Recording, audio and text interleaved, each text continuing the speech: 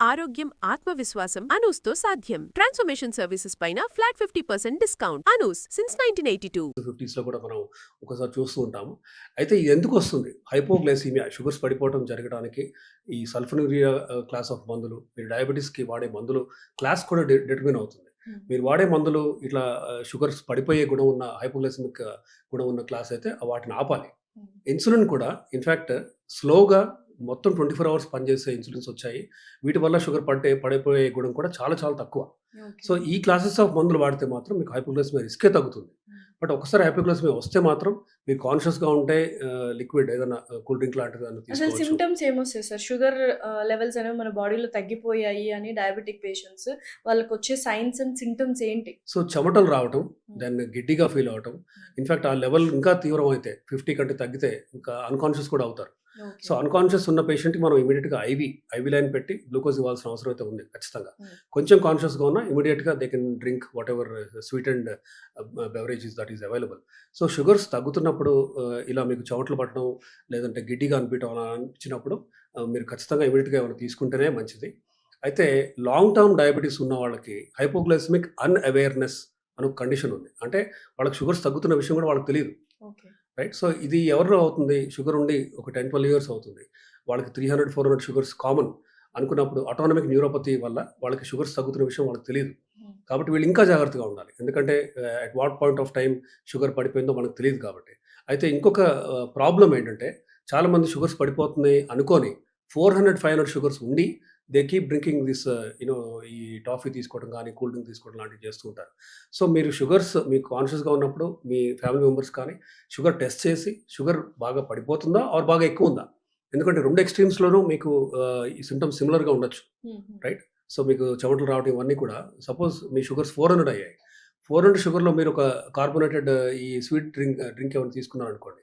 అది 600 అయ్యి ఇంకా డేంజర్‌లోకి కూడా మీరు వెళ్ళగలరు. అప్పుడు మీకు ఎమర్జెన్సీకి వెళ్ళాల్సొస్తుంది. ఇన్సులిన్ ఇవ్వాల్సొస్తుంది. కాబట్టి ఇఫ్ పాసిబుల్ డూ మెజర్.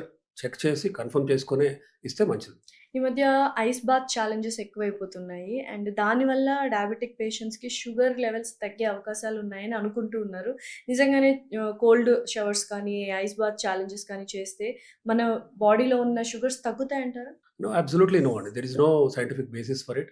చేయకూడదు ఇన్‌ఫాక్ట్. ఎందుకంటే వీళ్ళలో ఆల్రెడీ ఆటోనమిక్ న్యూరోపతి ఉంటుంది. అంటే వీళ్ళకి కోల్డ్, హాట్ డిఫరెన్షియేట్ చేయడం కానీ, హైపోథాలమిక్ సెంటర్ కానీ అంత యాక్టివ్‌గా ఉండదు కాబట్టి డయాబెటిక్ పేషెంట్స్ ఈ కోల్డ్ షవర్స్ కానీ, ఐస్ బాత్ కానీ ఇలాంటివి చేయకపోవడమే మంచిది. ఓకే. ఒకరోజు ఒకసారి ఒక భోజనమే డయాబెటిక్ పేషెంట్స్ చేస్తే మంచిదా? ఇది ఎర్లీ డయాబెటిస్ అంటే mild diabetic patients they can do it. 1 meal a day or second meal can be very small. అలా చేయొచ్చు. బట్ మీ డాక్టర్ పర్యవేక్షణలో అంటే మీ షుగర్ లెవెల్స్ ఎలా ఉంటున్నాయి? మీకు కనుక జస్ట్ 6.5 ఆర్ 6.3 ఆర్ 6.8 అలా ఉన్నప్పుడు ఖచ్చితంగా ఈ 1 మీల్ ఎ డే అవ్వచ్చు, ఇంటర్మిటెంట్ ఫాస్టింగ్ అవ్వచ్చు, ఇవన్నీ చేయొచ్చు. కానీ మీరు వాడే మందులేంటి? ఆర్ మీ ఫాస్ట్ బ్రేక్ చేసిన తర్వాత మీరు తీసుకునే ఫుడ్ ఏంటి? ఇవన్నీ కూడా ఇంపార్టెంటే. ఎందుకంటే మీరు తీసుకున్న food should be more protein based.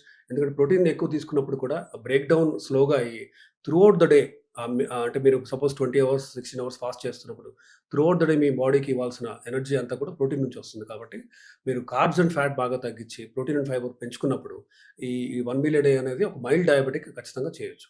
So చాలామంది ఎర్లీ డిన్నర్ చేస్తే మంచిది, హెల్తీ అని అంటూ ఉంటారు. బట్ కొంతమందికి due to the shifts, night shifts వల్ల 11:00, 12:00 భోజనం చేస్తూ ఉంటారు. అటువంటి వాళ్ళకి షుగర్ లెవెల్స్ అనేవి బాడీలో ఎలా ఉంటాయి? ఎటువంటి చేంజెస్ తీసుకొస్తాయి బాడీలో? సో యూజువల్‌గా ఏంటంటే 2 అవర్స్ అన్న గ్యాప్ ఉండాలి. మీకు డిన్నర్ తర్వాత మీరు పడుకోవడానికి కనీసం minimum is 2 hours. In fact 3-4 hours ఉంటే కూడా ఇంకా మంచిదే. But for whatever reason if you are మీరు కనుక బాగా లేట్‌గా తింటున్నారనుకోండి, అది ఆ హ్యాబిట్‌నే మార్చుకోవాలి. Maybe try to have some snack at 5 PM or 6 PM అలాంటివి చేస్తూ ఉండాలి. దెన్ బట్ సాధ్యమైనంత వరకు 3 అవర్స్ అన్న గ్యాప్ అయితే ఉండాలి. సే 8 ఆర్ 9కి మీరు తినేసి మేబీ 10:30, 11 కల్లా పడుకోవడం లాంటివి అది హెల్తీ హ్యాబిట్ అది. Diabetic patients 3 dos and 3 don'ts ఏంటి? Most importantly every 3-4 days sugar check చేసుకోవాలి. చాలామంది దే థింక్ దట్ షుగర్స్ కంట్రోల్‌లోనే ఉన్నాయి కదా అనేసి 1 మంత్, 2 మంత్స్ షుగర్ చెక్ చేసుకోకుండా సడెన్‌గా డాక్టర్ దగ్గరికి వస్తూ ఉంటారు. ఆర్ 3 మంత్స్ విజిట్ తర్వాత 3 మంత్స్ తర్వాత చెక్ చేయడం చేస్తూ ఉంటారు. That is not correct. In fact మీరు డాక్టర్‌ని కన్సల్ట్ చేస్తున్నారంటే ఒక snapshot of how the sugars have been. మీ 3 నెలలు ఇంట్లో షుగర్స్ ఎలా ఉన్నాయి? మీరు ఒక యావరేజ్ ఇస్తే మీ డాక్టర్ ఇంకా బెటర్‌గా ట్రీట్ చేయగలుగుతారు మీకు. And second important thing is food. ఫుడ్‌ని చాలామంది అండర్ ఎస్టిమేట్ చేస్తుంటారు. మీరు సరైన డైట్ కనుక తీసుకుంటే మీ మందుల మోతాదు and number of medicines or doses ఖచ్చితంగా తగ్గియొచ్చు. సగానికి సగం తీసుకురావచ్చు. And again insulin is not a sentence or దాన్నేమి కర్స్ లాగా భావించకండి. కొత్త ఇన్సులిన్స్ వచ్చాయి. మీ అమౌంట్ ఆఫ్ ఇన్సులిన్ ఖచ్చితంగా డ్రాస్టిక్‌గా తగ్గించగలం మనం. కొంతమందిలో 7 ఔట్ ఆఫ్ 10 పేషెంట్స్‌లో ఇన్సులిన్ ఆపగలం కూడా. కాబట్టి ఈ దిశగా కూడా మీరు మందులు మార్చాల్సిన అవసరం ఉంది. అండ్ దీని గురించి ఈ కొత్తగా ఎవిడెన్స్ బేస్డ్ మెడిసిన్ ప్రూఫ్ ఉన్న ఈ కొత్త క్లాసెస్ ఆఫ్ మెడిసిన్స్‌ని మీరు వీటి గురించి రీసెర్చ్ చేసి మీ డాక్టర్‌ని అడగండి. అండ్ ఎక్సర్‌సైజ్‌ని మాత్రం ఖచ్చితంగా అశ్రద్ధ చేయొద్దు. మజిల్ బల్క్ ఇంప్రూవ్ చేయాలి. కార్డియో రెస్పిరేటరీ రిజర్వ్ అంటే లంగ్స్‌కి, హార్ట్‌కి హెల్ప్ చేసే విధంగా ఉన్న ఈ ట్రెడ్‌మిల్ అవ్వచ్చు, జిమ్ సైకిల్ అవ్వచ్చు, స్విమ్మింగ్ కానీ ఇవన్నీ కూడా చేయాలి. ఇలా చేస్తే ఖచ్చితంగా మీ ఫ్యూచర్‌లో వచ్చే హార్ట్ ఇష్యూస్ అవ్వచ్చు, కిడ్నీ కానీ, రెటీనా, నర్వ్స్ కానీ ఇవన్నీ కూడా మీరు ప్రొటెక్ట్ చేసుకోగలుగుతారు. డోంట్స్ చెప్పారా? డోంట్స్ ఏంటంటే మీకు షుగర్ ఉన్నప్పుడు మీరు ఫ్రూట్స్ తీసుకోవడం అవ్వచ్చు, లేదంటే టీ, కాఫీలో షుగర్ వేసుకోవడం అవ్వచ్చు. బెల్లంని చాలామంది మంచిదే వేసుకోవచ్చు అనే ఒక అపోహతో ఉండుంటారు. బెల్లం ఈజ్ నథింగ్ బట్ అంటే jaggery is nothing but unrefined sugar. So బెల్లంతో కూడా షుగర్స్ పెరుగుతాయి. ఇన్‌ఫాక్ట్ రైప్ ఫ్రూట్స్‌తో కూడా షుగర్స్ పెరుగుతాయి. సో వీటిని అశ్రద్ధ చేయొద్దు. And most important thing again diabetic patient blood ప్రెషర్‌ని ఇగ్నోర్ చేస్తూ ఉంటారు. మీకు బీపీ కూడా ఉంటే ఇన్‌ఫాక్ట్ డయాబెటిక్ పేషెంట్‌లో BP goals are more stringent. అంటే నార్మల్ పేషెంట్‌కి 140, 90 ఆర్ మోర్ ఉంటేనే టాబ్లెట్ ఇస్తాం మనం. కానీ డయాబెటిక్ పేషెంట్‌లో మాత్రం 130, 85 దాటకూడదు. ఎందుకంటే ఇఫ్ యూ డోంట్ మీరు సిన్సియర్‌గా ఇంకా స్ట్రిక్ట్‌గా డయాబెటిక్ పేషెంట్‌కి బీపీ కంట్రోల్ చేయకపోతే రెటీనా, కిడ్నీలు, హార్ట్, బ్రెయిన్ కూడా ఎఫెక్ట్ అవుతాయి.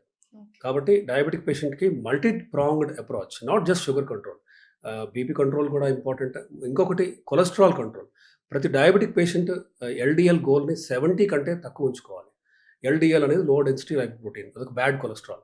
సో ఎల్‌డీఎల్ లెవెల్ గనుక 90, 100, 120 అలా ఉంటే ఒక డయాబెటిక్ పేషెంట్‌కి వీళ్ళలో హార్ట్ అటాక్ రిస్క్ పెరుగుతూ ఉంటుంది. పక్షవాతం రిస్క్ పెరుగుతూ ఉంటుంది. కిడ్నీ డిసీజ్ వచ్చే రిస్క్ కూడా చాలా ఎక్కువ ఉంటుంది. సో నా కొలెస్ట్రాల్ లెవెల్ బానే ఉంది కదా! అంటే వాళ్ళు రిఫరెన్స్ రేంజ్ చూస్తుంటారు. నార్మల్ రేంజ్ ఇంత అనేసి. బట్ ఆ normal range is not for you. అది ఎవరికి ఒక 25 ఇయర్ ఓల్డ్ బీపీ షుగర్ లేని ఒక యంగ్ పేషెంట్‌కి అది నార్మల్ రేంజ్. డయాబెటిక్ పేషెంట్‌లో LDL goals are more stringent.